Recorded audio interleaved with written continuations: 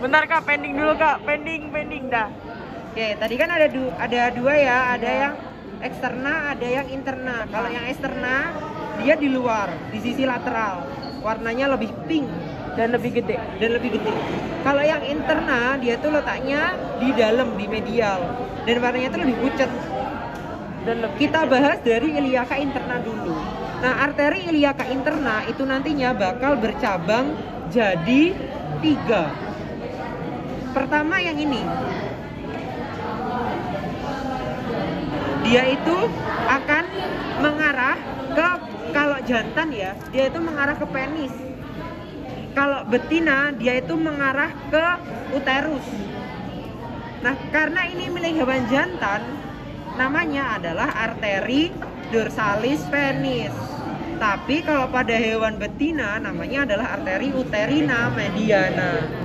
Uterina mediana. Oke, arteri uterina mediana. Mana penisnya kak? Ini. Terus gimana ngarahnya? Mana kok nggak ada sih? Kan ini kan. Ya putus guys, sudah putus. Tapi nanti aslinya bakalan ke situ. Putus kanan. Atau nggak punya penis? Jadi dia tuh nggak ereksi. Ini penis tapi guys. recline. Kayak di keluar masuk. Percabangan pertama dari kelihatan tah? Kelihatan. Oke. Ada arteri dorsalis penis. Kalau di betina namanya arteri uterina mediana. Terus lanjut, cabang kedua dari arteri iliaka interna. Caranya adalah kita tarik ini. Ini kita tarik. Set. Oh. Enggak, dia cuma ada 2 sebenarnya. Terus itu satunya lagi siapa? Oh no. Nah, ini kan ada 2 ya. Ada ya. Iya, tapi 2 ini jadi 1. Kita hitung jadi 1. 1, 2. 1, 2. Mana sih? Ini. Satu, Oh, arteri ya. 2. Yang satu kayak ranting. Iya. Ya kayak ranting kecil ini namanya arteri gluteus cranialis. Yang 2 itu kranial. Iya, yang kranial. Minta ECS. Ya. Kalau yang caudal ini namanya arteri ya gluteus caudalis, bentar. Gluteus.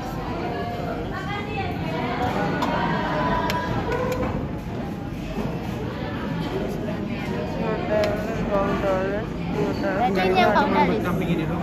Yang besar. Cuma buat samping ini dong. Oh, berarti itu Iliaka eksterna. Iliaka eksterna. Oke, kita bahas percabangannya. Ini yang paling ribet. Jadi tolong perhatiannya. Karena setelah ini kita akan langsung post test. Aku postes nggak pakai arteri ya kak. Oke, ini boleh. maju pertama. Ini ya. Ini adalah arteri iliaka Eksterna. eksterna. Oke, arteri. Percabangan arteri iliaka eksterna yang pertama itu yang ini. Dia mengarah ke musculus, kalau masih ingat, ini tuh musculus obliquus abdominis internus, dan juga ke musculus tensor fascia lata. Oke, yang ini namanya adalah arteri circumflexa iliaca profunda. Oke, percabangan pertama dari arteri iliaca eksterna mengarah ke musculus obliquus abdominis internus dan juga musculus tensor fascia lata. Yang ini namanya adalah arteri circumflexa iliaca profunda. Oke, arteri circumflexa iliaca profunda. Arteri circumflexa iliaca profunda. Iya, gitu. Cabang dari iliaca eksterna. Iya. Aman. Mengarah dari obliquus. Dan juga tensor fascia lata. Obliquus dan tensor fascia. Oke. Terus dia melanjut tuh ke distal, tek. Sampai akhirnya dia itu bakal mencabangkan diri. Ini masih tetap arteri iliaca externa. Astaga, apa lagi? Itu diksi dia. Tipsnya enggak? Aku yang dari organisasi. Ini di sini ada sih arteri iliaca externa. Nah, selanjutnya setelah dia itu mencabangkan si arteri circumflexa iliaca profunda, dia akan cabang lagi tuh, bukan yang cabang kecil ini ya teman-teman. Kita ilak ya wes. Yang ini ya. Emang gak apa-apa tadi lagi. Gak apa-apa karena itu malah membuat rancu. Karena aku baik hati tak tilangin. Ele. Nanti nggak dipakai buat uprak ini. Ini ya. Kan ini iliaca externa, terus dia nyabang tuh akhirnya. Nah, yang nyabang ini itu namanya adalah arteri femoralis profunda. Oke, arteri femoralis profunda. Nah, gak bisa. Gak bisa. Ini nanti putus ya sih. Ini Kak? nanti putus, ini jangan diputus ini yang ini. Oke. Jadi ini tadi ada yang namanya arteri bukan. Arteri femoralis profunda. Cabang dari arteri iliaca externa. Nah, nantinya si arteri femoralis profunda itu akan bercabang jadi dua. Ada yang ke arah kaudal, ukurannya lebih gede, ya ukurannya lebih gede ya, dan dia mengarah ke kaudal. Ada yang ukurannya lebih kecil dan dia mengarah ke kranial. Yang mengarah ke kaudal dan ukurannya besar ini namanya adalah arteri circumflexa femoris medialis. Oke, arteri circumflexa femoris medialis. Sedangkan yang lebih kecil dan mengarah ke kranial ini namanya adalah truncus pudenda epigastrica. Pudenda. Truncus pudenda epigastrica. Oke, truncus pudenda epigastrica. Aman? Enggak. Nah, nantinya si truncus pudenda epigastrica itu akan bercabang lagi. Jadi dua. Tapi itu ada 3. Nah, tapi itu ada 3. Tapi sebenarnya dia itu cuma jadi 2 bagian. Pertama, ini dia 2 ya. Kalau kamu perhatiin lagi, sebelum dia cabang, 2 ya. Satu sini, satu sini. Cuma yang satunya lagi nyabang jadi 2, seret-seret. Kayak si iliaca interna tadi. Ya, kayak si iliaca interna tadi. Ini ya. Nah, percabangan yang ke arah kranial ini dan mengarah ke muskulus dilateralnya si abdomen, bagian kaudal, itu namanya adalah arteri epigastrica caudalis. Oke, arteri epigastrica caudalis. Sedangkan yang mengarah ke kaudal ini namanya adalah arteri pudenda externa. Nah, arteri pudenda externa ini itu beda-beda arahnya kalau di jantan sama perempuan, betina. Kalau di jantan dia tuh arahnya ke skrotum dan juga preputium. Apa? Skrotum dan juga preputium. Skrotum dan Preputium. Preputium. Sedangkan kalau pada hewan betina dia itu akan mengarah ke kelenjar mame sih lebih kali. Kelenjar mame. Diput. Hah? Diput bukan ya? Puting bukan ya? Bisa juga di sana. Kalian jawab kelenjar mame atau papila mame? Benar. Pokok mame, ada kata-kata mame. Mame doang. Jangan kok. Hah? Jangan. Sama preputium. Preputium. Mame itu mame, M-A-M-E atau mama? M-A-M-A-E. Mamai. Itu si Budenda. Pudenda externa. Oh banyak banget. Sudah? Ya. Nah, setelah arteri iliaca externa itu mencabangkan si arteri femoralis profunda, yang ini itu namanya bukan lagi arteri iliaca externa, tetapi namanya berubah menjadi arteri laterales doang. Arteri femoralis doang. Nah, arteri femoralis itu nantinya juga akan memberikan percabangan pertama ke arah kranial yang ini.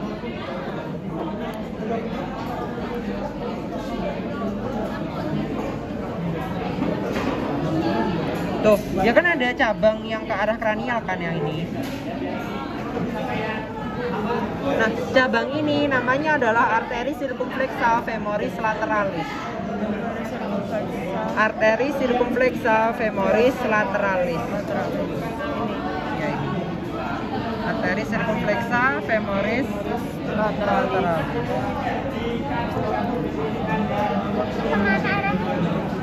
Arahnya ke kranial. Lanjut ya. Selanjutnya dia akan terus tuh ke distal. Namanya tetap menjadi arteri femoralis. Baru setelahnya nanti si arteri femoralis itu akan memberikan percabangan ke arah kaudal. Yang ini.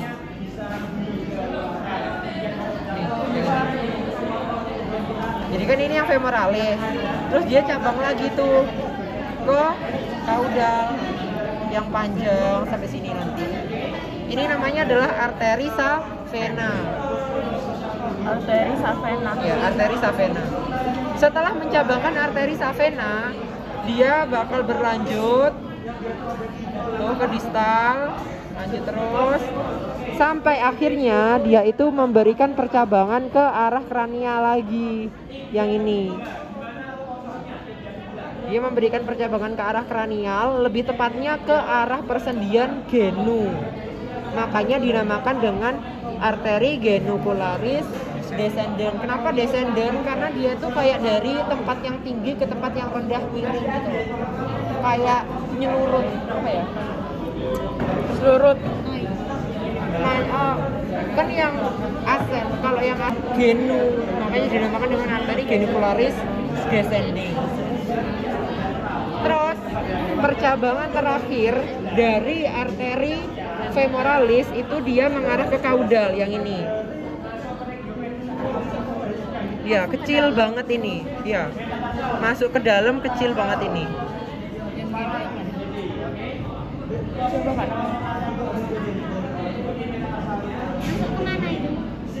Dia masuk ke apa namanya ini?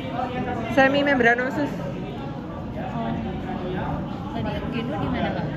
Genu di sini, yang ke arah kranial kalau genu. Oh ya. Kalau yang femoralis caudalis, dia itu ngarahnya ke kaudal, sesuai namanya, caudalis. Yang semidanosis. Oke, aman. Nah, setelah arteri femoralis itu mencabangkan menjadi arteri femoralis caudalis, namanya itu yang ini, yang dualem ini. Itu namanya bukan lagi arteri femoralis, namanya menjadi arteri poplitea. Oh, itu kalau udah masuk. Kalau udah masuk lagi setelah mencabangkan si arteri femoralis caudalis, itu namanya arteri poplitea. Ganti nama.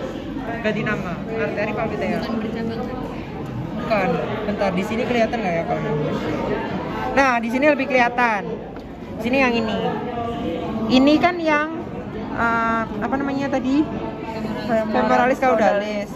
Nah, setelah arteri femoralis mencabangkan arteri femoralis caudalis, yang ini berarti ini itu namanya adalah arteri poplitea. Arteri poplitea, arteri femoralis caudalis. Yang gede ini. Permisi ya, Nur. Itu akan terlihat di sisi lateral. Nih. Nggak kelihatan, Kak. Di sini kan ada arteri kan? Iya, ini. Arteri di lateral, di balik dari musculus peroneus tertius dan juga musculus kok peroneus tertius sih? Peroneus longus. Peroneus longus dan juga musculus ini apa namanya, musculus extensor digitorum lateralis. itu di sini akan terlihat si arteri tibialis cranialis.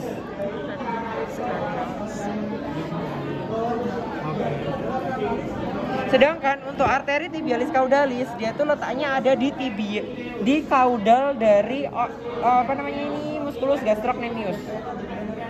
Baik di kaput lateral ataupun di kaput medial, selama dia itu ada di kalian temukan suatu arteri dan dia itu terletak di caudal dari gastrocnemius, namanya adalah arteri tibialis caudalis.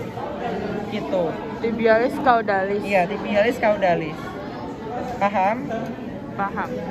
Oke, sekarang kita lanjut ke arteri savena. Tadi kita pakai yang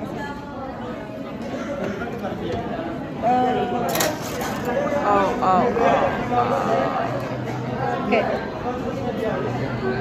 Ini kan arteri savena kan tadi. Arteri savena nantinya itu dia akan menerus ke distal. Nah, ini putus dia, tapi harusnya dia itu nyambung sama yang ini. Nah, ini sama ini tuh harusnya nyambung. Entah kenapa, entah siapa yang memutuskan ini. Dia itu nyambung nanti sampai ke pelantarnya si os metatarsal. Yang ini. Nah, ini namanya adalah arteri plantaris medialis. Di vocab plantaris medialis atau medialis plantaris?